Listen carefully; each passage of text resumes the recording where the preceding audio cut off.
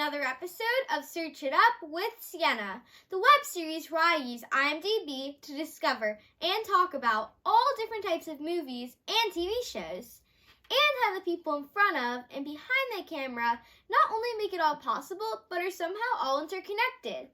I talk directly with the talent about their backstories and experiences on and off set, and what they're up to today. On my last episode, I talked about the movie What About Bob, which stars Bill Murray. Bill Murray also stars in the movie Groundhog Day. So today, I'm going to be talking about Groundhog Day. And joining me today is actor Stephen Tobolowsky, who plays the infamous Ned Ryerson. His scenes are some of the most memorable in the movie, as he keeps running into Bill Murray trying to sell him insurance. Phil? Phil Connors? I thought that was you. Bing! In addition to Groundhog Day, Stephen has played so many great characters in TV and films, including Glee, The Goldbergs, One Day at a Time, and Silicon Valley. He also has a podcast called The Tobolowsky Files, and he has written 3 books, including The Dangerous Animals Club, Cautionary Tales, and My Adventures with God. And now, please welcome my special guest, Stephen Tobolowsky. What interested you in acting and how did you get started? Yeah, well, that's kind of strange. So how old are you? I'm 11. You're 11. So I became interested in acting when I was about 5. Wow. And Yeah, I was 5. always interested in acting too, yeah. Yeah, but I was interested in acting because I thought monsters in movies were real. Back when I was 5 years old, that's when like Frankenstein and the Wolfman and Dracula, Godzilla, all those movies were out. And I thought those movies were real movies and not just phony movies. So I wanted to hang out with monsters. And that's why I wanted to be an actor. And when I want to say I did my first play when I was about probably 7. I did a play at the park and apparently won an award for second best Pee Wee actor. So my ship had launched, when I was 6 and 7.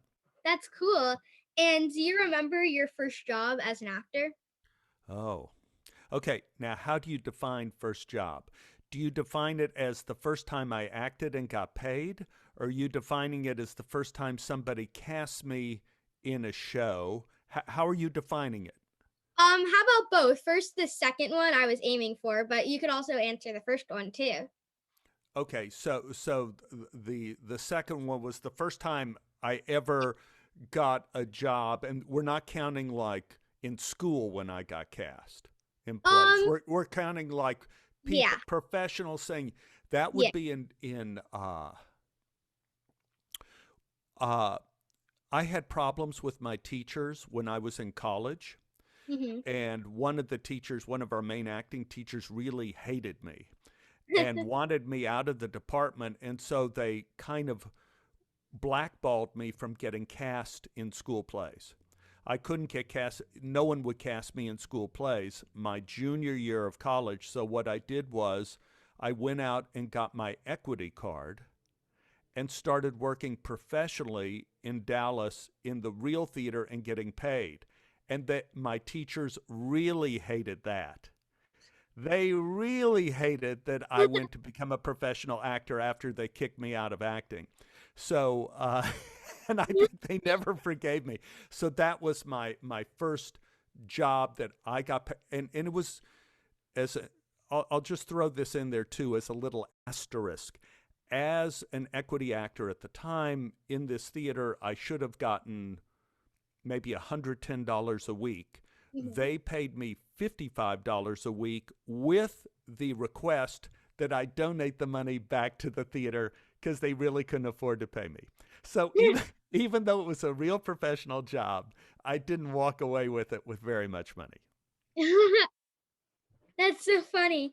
And how was the audition process like for Groundhog Day? How much did you know about the character and the script before you auditioned?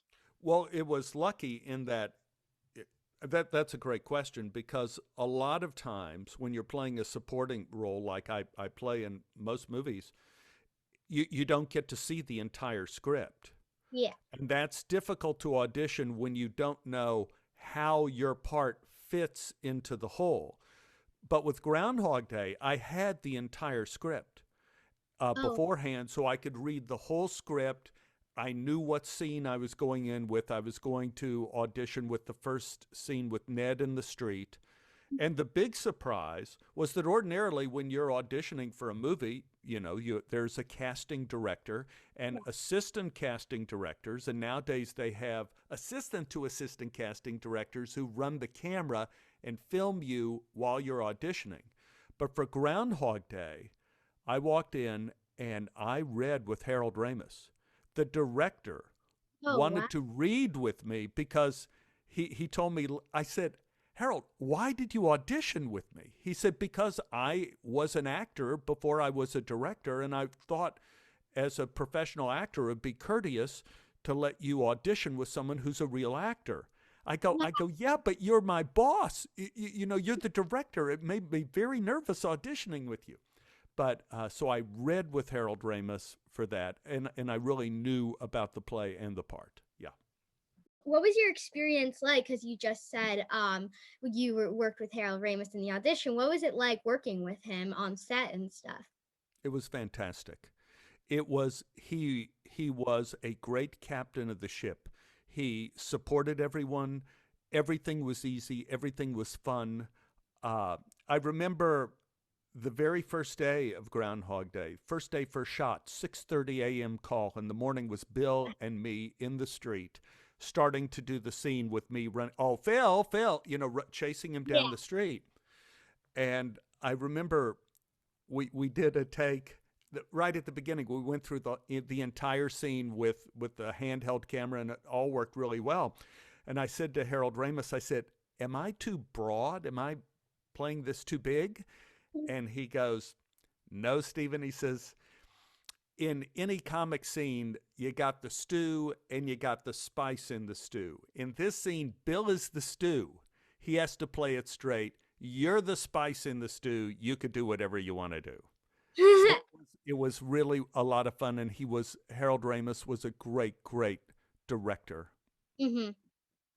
And what about Bill Murray? How is it like working with him? Bill Murray, it was very intimidating because Bill is a very tall guy. I'm tall. I'm like 6'3", and Bill, I think, is a little taller than me. I mean, he's a big guy. Yeah. And before we started, he goes, "Okay, hold it." He didn't even know. "Show me what you're going to do." And I went, "What? Show me what you're going to do." And I said, "Oh, I think I'm going, and I started doing some Ned things. Bing! I started doing some Ned things. He said, "All right, you could do that. That's funny." We started shooting, and the first thing Bill did was we had about 500 people in the town of Woodstock watching us shoot. Bill looked out at that crowd and says, "You know what these people need, Stephen?" And I go, "No, Bill." He says, "They need donuts. Follow me." So we went to the donut store, which was right on the square. Before we started shooting, Bill pulled out a wad of cash, put it on the table, and said, "Give me every donut, every muffin, every Danish you have." And he had me carry out the boxes. And then Bill started throwing all the donuts to the townspeople, and everyone started cheering for Bill, hooray, hooray. And I thought, some ideas stick with you years afterwards. And I thought, what a brilliant idea that was to get the town behind the movie of Bill, saying we're all a family and we're going to feed you donuts. Because a lot of times you shoot in these towns and you take over the town when you shoot, like we did with Groundhog Day. Yeah. The town gets very mad. So this was a great move on Bill's part. What appealed to you about the movie when you first read the script? Well, when I first read the script, I thought this is a very funny, what I would call a Bill Murray movie at the time. At the time, Bill was in a lot of movies in which you take him, you put him in a situation and say, "Bill, you have no consequences, do whatever you want." And it always turns out to be pretty funny, like Caddyshack or Stripes. It always turns out to be funny. But when I finally saw the end product of Groundhog Day, I was pretty stunned. And I went like, this is a very beautiful movie. This is not only funny, it's moving, but even then I had no idea it would endure for decades after Yeah. we made it. Yeah, and I actually heard I was like watching some like clips about Groundhog Day and some interviews, and I actually heard that it was a movie, like this is very uncommon with movies, that I think you actually said it in an interview, that you said that it wasn't like that good ratings at first, and then like in the weeks, as the weeks gone by, it got better and better ratings. Well. Just more specifically, when it came out, it got good reviews. The movie Mhm. got good reviews, but they weren't saying, "Oh, this is one of the classic comedies of all time." And it was in the next week, the box office generally on any movie that comes out, even a superhero movie, usually drops 50% the second week. Oh, Groundhog Day went up the second week, and it went up again the third week, and it went up even more the fourth week. And that's when our executive producer, Trevor Albert, called me on the phone and said, "Stephen, I think we're in a hit." It is extremely unusual for that to happen. And the only reason why that happens, can you guess why that happens? I actually Besides the fact that it's good, why the box office goes up? maybe is it because it's around the holiday? Possibly. The main reason it goes up is because people go back a second time. Oh, Another movie that did that was Lion King. uh-huh. And, it came out the first week, second week, the box office doubles instead of comes down in half because Yeah. people are going back to see it again. They can't get enough of that Hakuna Matata. They love the movie so much. So Uh-huh. that's rare when the box office goes up. But still, there are a lot of movies where the box office goes up that do not endure. But Uh, Groundhog Day has, because the script is so good.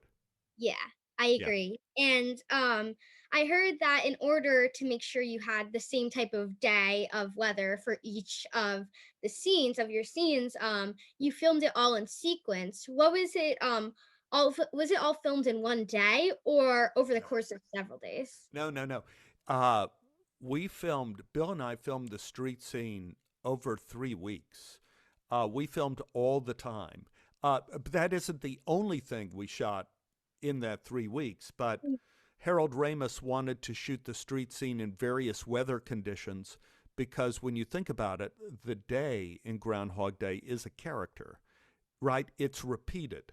So the day has to look the same.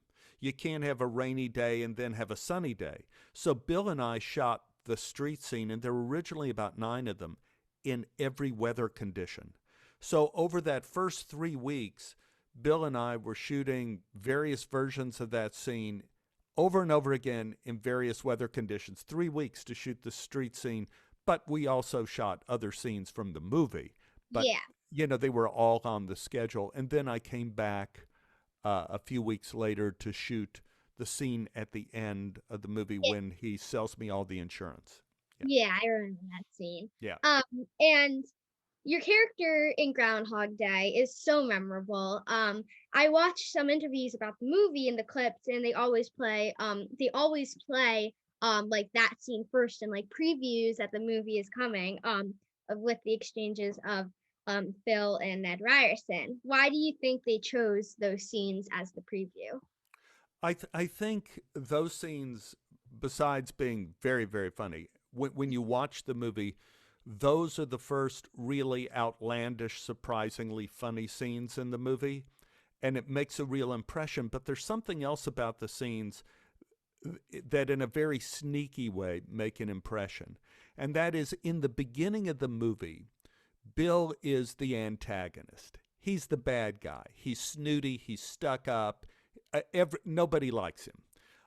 When we meet Ned on the street, it switches. And Ned is so obnoxious that Bill actually becomes the protagonist from that point on. He becomes the good guy. And so it's a very interesting dynamic Yeah. that we see Bill Murray in various scenes as both the jerk and the hero depending upon the scene, which is very unique. But in the Ned Ryerson scene, that's when that switch occurs. Hope you're enjoying the interview. Be sure to tune in for part 2 next week. Bye for now.